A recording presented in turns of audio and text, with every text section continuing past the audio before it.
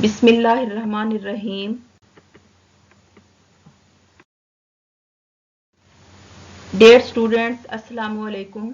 I am Maimuna Kareem, lecturer, University of Education, Lahore.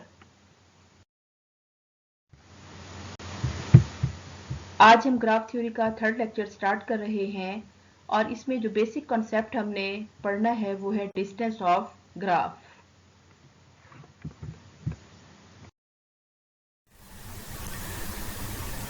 इससे पहले जो मैं आपको 2 लेक्चर डिलीवर कर चुकी हूँ उसमें हम लोगों ने इंट्रोडक्शन ग्राफ के बारे में इंट्रोडक्शन किया था, उसकी डिफरेंट टाइप्स को हमने पढ़ा था, क्योंकि आगे वाली चीजों को समझने के लिए ये बेसिक कॉन्सेप्ट ग्राफ के बहुत जरूरी हैं। और जो सेकंड लेक्चर था उसमें हमने डायग्राफ के बारे में देखा था और ग्राफ और डायग्राफ में क्या डिफरेंस है इसको स्टडी किया था। उसके बाद वॉक और उसके आगे जो फर्दर उसके स्टेप्स हैं उनके बारे में मैंने कॉन्सेप्ट दिया था। सबसे पहले हम देखते हैं कि डिस्टेंस बिटवीन 2 वर्टिसेस। अगर हमारे पास एक ग्राफ है और ग्राफ के 2 वर्टिसेस के दरमियान डिस्टेंस को किस तरीके से देखा जाता है। The distance between 2 vertices in a graph is the number of edges in a shortest or minimal path। कि मेन जो फोकस आपने ये देखना है कि 2 वर्टिसेस के दरमियान डिस्टेंस निकालने के लिए जो शॉर्टेस्ट पाथ होगा वो डिस्टेंस कहलाता है, शॉर्टेस्ट और मिनिमल पाथ। ठीक है, फिर आपने वो एजेस काउंट कर लेने हैं, वो 2 वर्टिसेस के दरमियान डिस्टेंस कहलाएगा।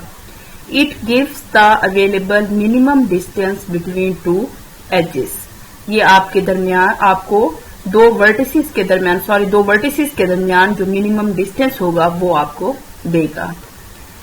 There can exist more than 1 shortest path between 2 vertices.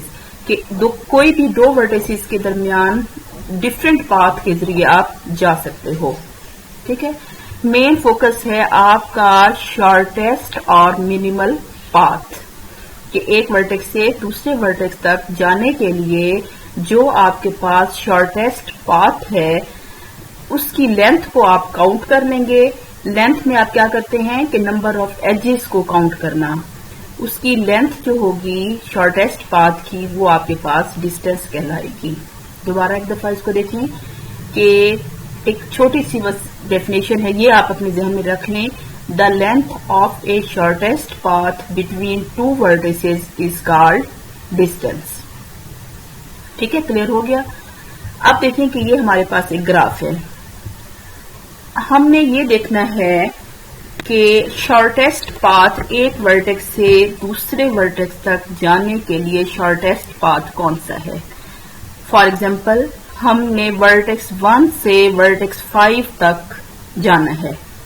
ठीक है, 1 से 5 तक जाने के लिए जो हमारे पास शॉर्टेस्ट पाथ होगा वो 1 तक 5 तक जाने के लिए डिफरेंट रास्ते हैं।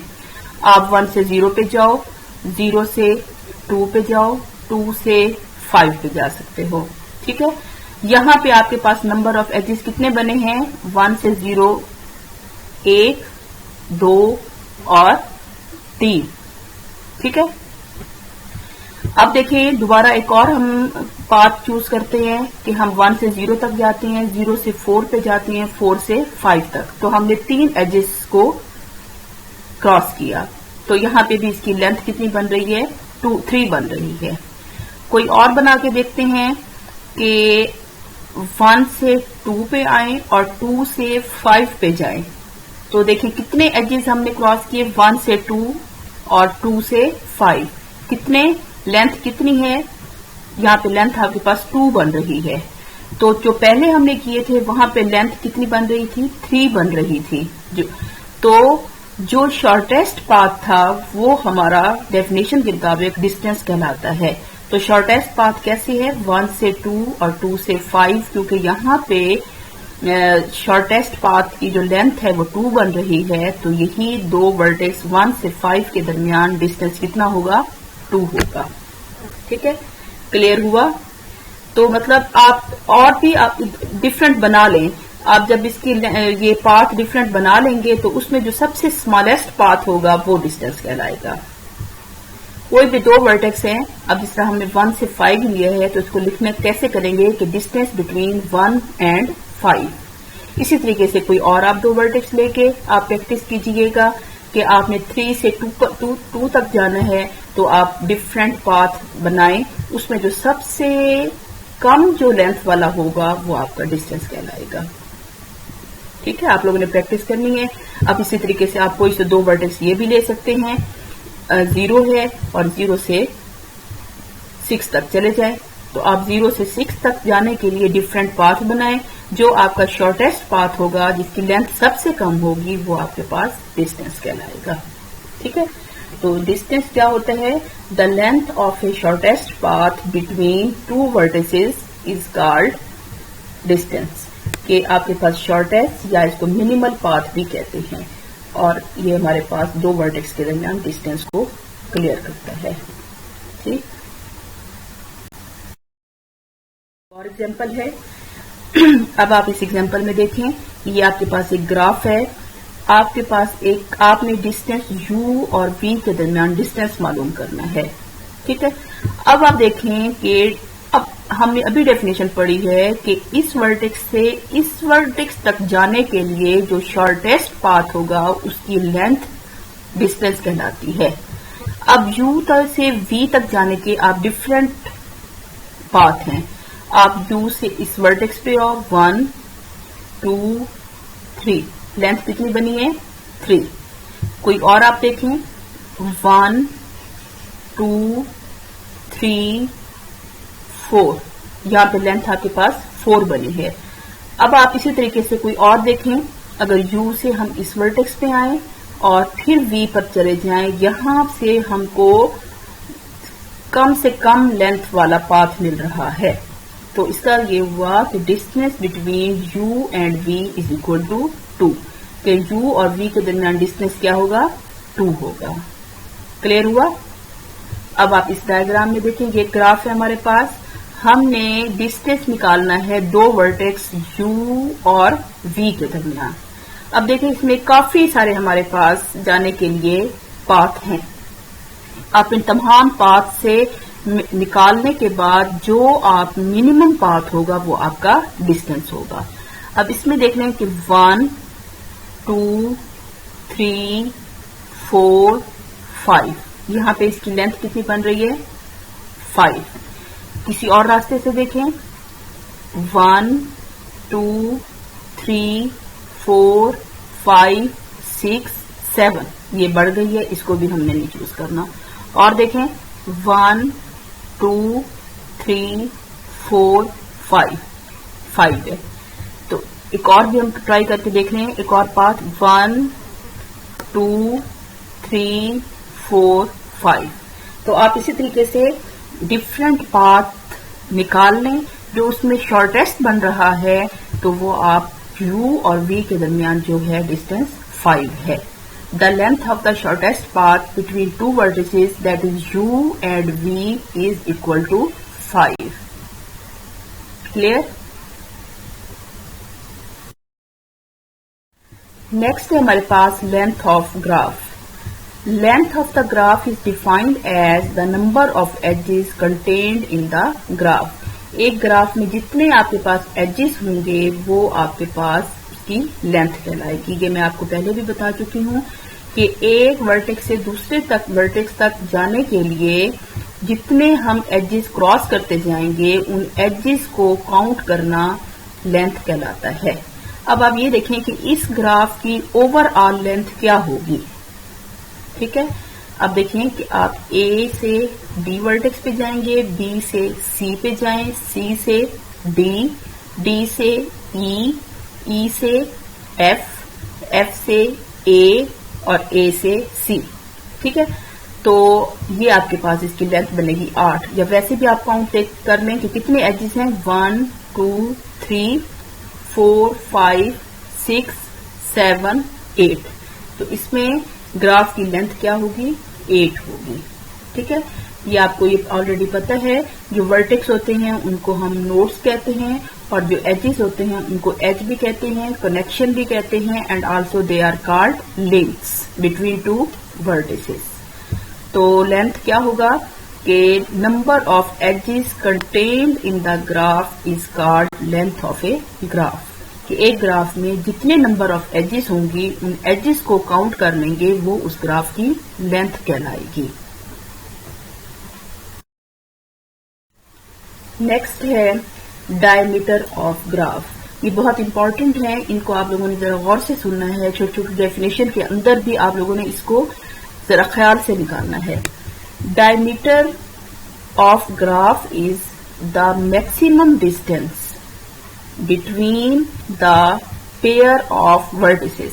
अब आप देखें कि इस पहली जो आपके पास ये लाइन लिखी हुई है, इसको ये बड़ी इंपॉर्टेंट है। इसमें डायमीटर को डिफाइन किया गया है और कहा गया है कि पहले यहां पे देखें कि दो वर्टिसेस के दरमियान डिस्टेंस निकालेंगे। समझ आ रही है ना? दो वर्टेक्स के दरमियान डिस्टेंस निकालेंगे और जो सबसे बड़ा डिस्टेंस होगा वो डायमीटर कहलाता है।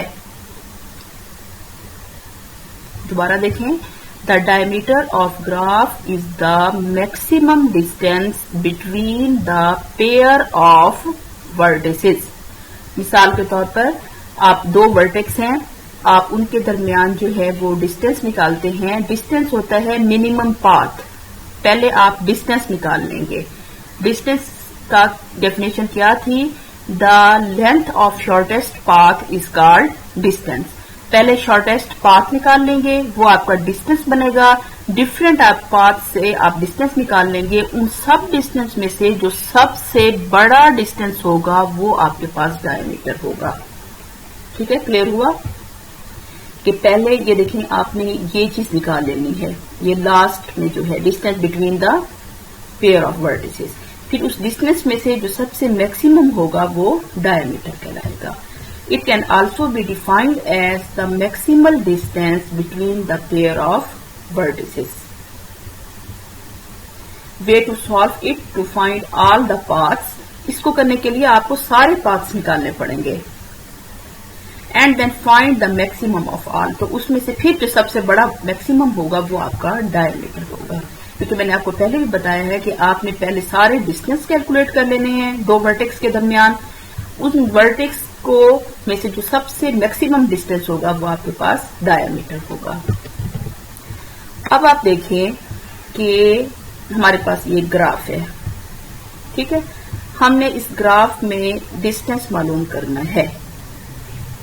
अब आप देखें कि बी और सी में, अब बी से सी पे जाएं, बी सी, ठीक है, बी से सी पे और सी से आप एफ पे और एफ से जी पे।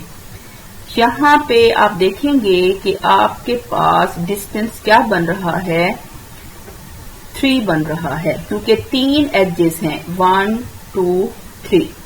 अभी आप डिस्टेंस निकालते हो, ये डिस्टेंस कितना बनेगा, 3। फिर आप देखें कि आपने एक और वर्टेक्स लें कि आपने बी से ई पे जाना है, तो बी से ई के लिए आप बी से सी पे और सी से ई पे आएंगे, तो यहां पे डिस्टेंस क्या होगा, 2। अब आपने बी से डी पे जाना है, तो आप कौन सा रास्ता अख्तियार करेंगे, बी से सी पे और सी से डी वर्टेक्स पे जाएंगे, जहां पे भी डिस्टेंस 2 बन रहा है।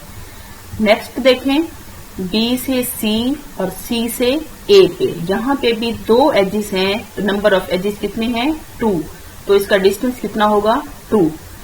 आप एक वर्टेक्स का दूसरे वर्टेक्स, हर एक वर्टेक्स के साथ डिस्टेंस निकाल लेंगे। अब आपको याद होगा कि इस ग्राफ में सबसे ज्यादा डिस्टेंस, मैक्सिमम डिस्टेंस किसका था, बी से जी पे जाने के लिए मैक्सिमम डिस्टेंस था, क्योंकि बाकी तो 2 थे सबकी डिस्टेंस, और हमने कहा था कि उन तमाम डिस्टेंस निकालने के बाद जो सबसे मैक्सिमम डिस्टेंस होगा वो आपके पास क्या होगा, डायमीटर होगा। तो आपके पास इस ग्राफ का डायमीटर क्या होगा, 3 होगा। Diameter of this graph is 3। और नीचे आपको ये बता भी दिया गया है कि आपने किस तरीके से आपने पाथ को बनाया और फिर पाथ में से जो मैक्सिमम है उसका डिस्टेंस निकाला और फिर जो इन तमाम ग्राफ में से जो सबसे मैक्सिमम डिस्टेंस है वो आपके पास 3 निकला है। तो आपने इस तरीके से डायमीटर को कैलकुलेट करना है। अब आपके पास है नेक्स्ट रेडियस ऑफ ग्राफ। हाँ जी, इसमें देखें कि रेडियस ऑफ ग्राफ को R of G से डिनोट करते हैं। A radius of the graph exists only if it has the diameter। अगर डायमीटर होगा तो उसका जो रेडियस होगा वो एग्जिस्ट करेगा। The minimum among all the maximum distance between a vertex। ठीक है, जो मैक्सिमम डिस्टेंस हैं उनमें से आप सबके आपने डिस्टेंस कैलकुलेट कर लेने हैं। डिस्टेंस कैलकुलेट करने के बाद जो आपके पास सबसे मिनिमम डिस्टेंस होगा वो आपके पास रेडियस कहलाएगा।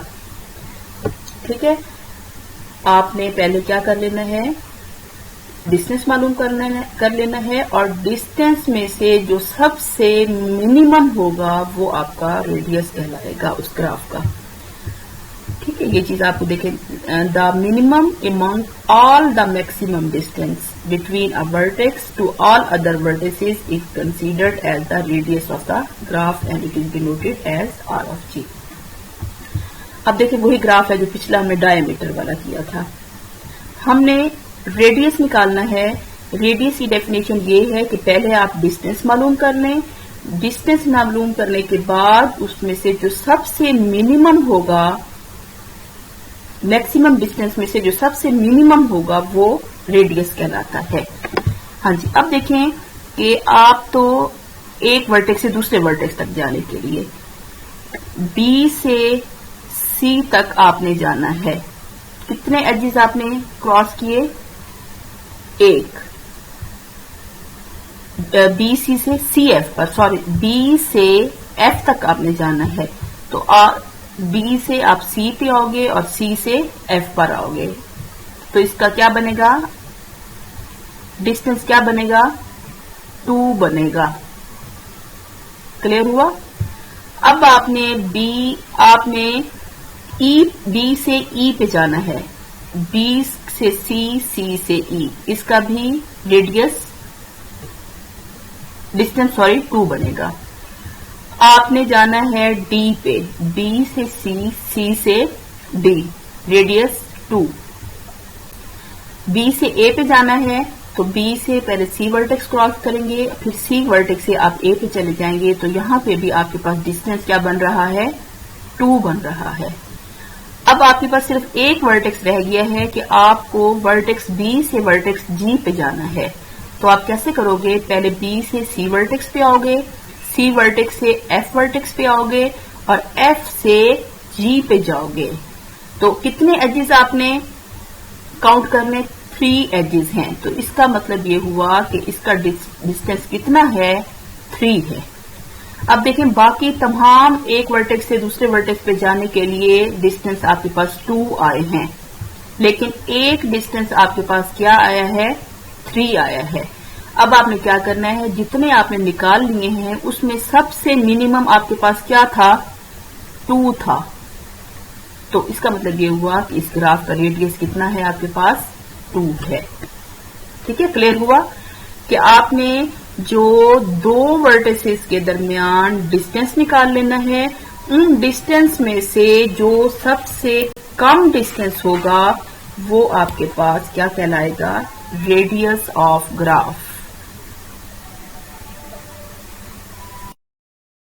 हाँ जी, उसके बाद नेक्स्ट है हमारे पास एसेंट्रिसिटी ऑफ ग्राफ, कि किसी ग्राफ की एसेंट्रिसिटी आपने कैसे मालूम करनी है। It is defined as the maximum distance of one vertex from other vertex. एक वर्टेक्स से दूसरे वर्टेक्स पे जाने के लिए जो मैक्सिमम डिस्टेंस होगा वो एसेंट्रिसिटी कहलाता है। The maximum distance between a vertex to all other vertex is considered as eccentricity of the vertex। ये वही बात है कि आपको एक वर्टेक्स से दूसरे वर्टेक्स तक जाने के लिए जो मैक्सिमम डिस्टेंस होगा वो एसेंट्रिसिटी कहलाएगा। आप एग्जाम्पल से देखें, ज्यादा क्लियर हो जाएगा। हर वर्टेक्स की अपने साथ ही एसेंट्रिसिटी को मालूम कर सकते हैं। हर वर्टेक्स की ए के साथ एसेंट्रिसिटी क्या होगी? 0 होगी। ठीक है, क्योंकि कोई एज नहीं है, इसकी अपने साथ सेल्फ क्या होगी? 0 होगी। अब आप ए से बी पे जाना है तो क्या डिस्टेंस होगा ए से बी पे जाने के लिए? ए से बी पे जाने के लिए आपके पास क्या है? 1 है। क्या होगा आपके पास? 1 होगा। हाँ जी, उसके बाद देखिए ए से आपने सी पे जाना है तो कौन सा है रास्ता अख्तियार करेंगे? ए से सी पे जाने की, चाहे इस पाथ से आए चाहे आप उस पाथ से आए, आपके पास डिस्टेंस क्या है? 2 है। ठीक है, क्लियर हुआ? हाँ जी, डिस्टेंस क्या होगा? 2 होगा ए से सी पे जाने के लिए। अब आपने ए से डी पे जाना है, ए से डी पे जाना है। ए से डी पे जाने के लिए आपके पास क्या होगा? 1 होगा। ठीक है, कि डिस्टेंस होता है मिनिमम लेंथ, कि मिनिमम लेंथ एक वर्टेक्स से दूसरे वर्टेक्स तक जाने के लिए मिनिमम लेंथ। अब आप ए से बी पे जाने के लिए आपके जहन में आएगा कि यहाँ पे तो हमने 1 लिखा हुआ है, हालांकि हम लोग इस रास्ते से भी जा सकते थे, यहाँ पे 2 बनता है। अगर आप इस रास्ते से भी जा सकते थे, यहाँ पे 3 बनता है। लेकिन डिस्टेंस की जो डेफिनेशन है वो है शॉर्टेस्ट पाथ। एक वर्टेक्स से दूसरे तक वर्टेक्स पर जाने के लिए ये हमारे पास शॉर्टेस्ट पाथ था। तो वो उसमें कितने एज हैं? 1 एज आया है। तो जब डिस्टेंस मिनिमम लेंथ होती है तो उसका मैक्सिमम भी क्या होगा? 1 ही होगा।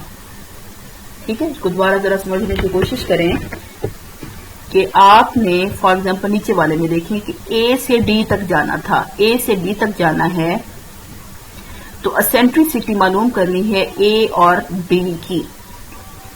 ए से डी पे जाने के लिए ये वाला भी आपके पास रास्ता था, आपने ए से डी तक जाना था तो ये वाला भी आपके पास एक रास्ता था, लेकिन वो बन जाते हैं लॉन्गेस्ट पाथ।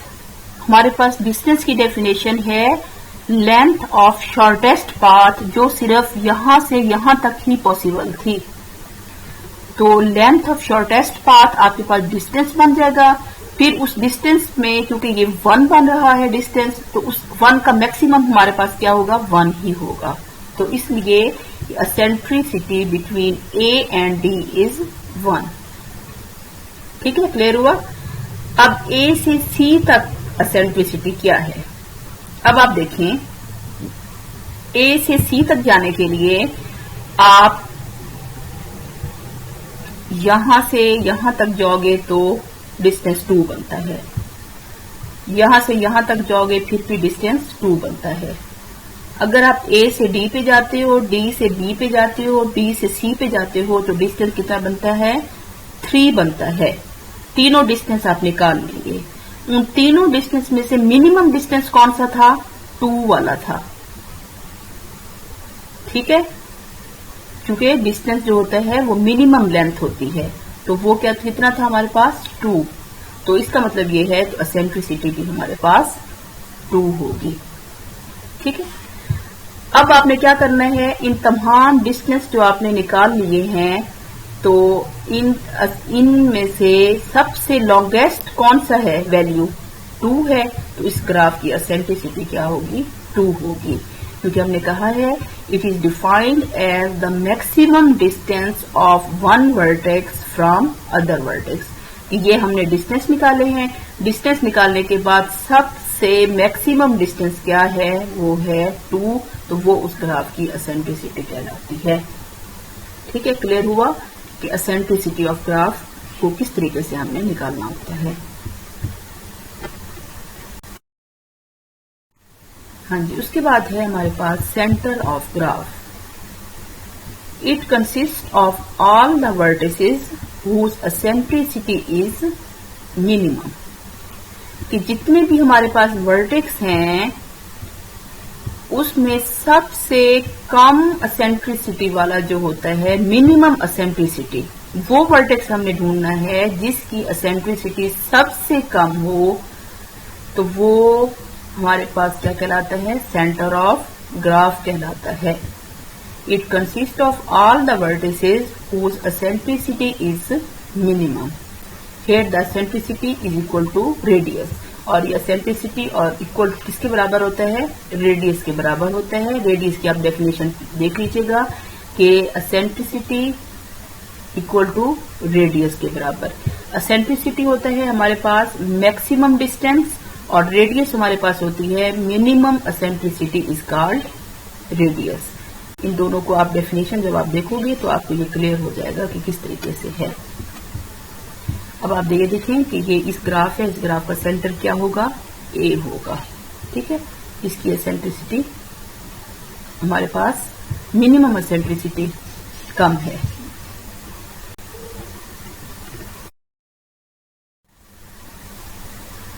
नेक्स्ट है पेट्रिसन ग्राफ। पेट्रिसन ग्राफ ऐसा ग्राफ होता है, ये आपने इसको ऐसा ग्राफ जिसमें 10 वर्टिसेस हों और 15 एजेस हों, तो उस ग्राफ को हम पेट्रिसन ग्राफ कहते हैं।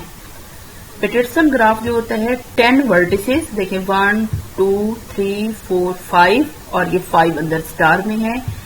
5 और 5 10 वर्टिसेस होंगे, और इनके आप एजेस को काउंट कर लें, वो आपके पास कितने होंगे, 15 एजेस होंगे।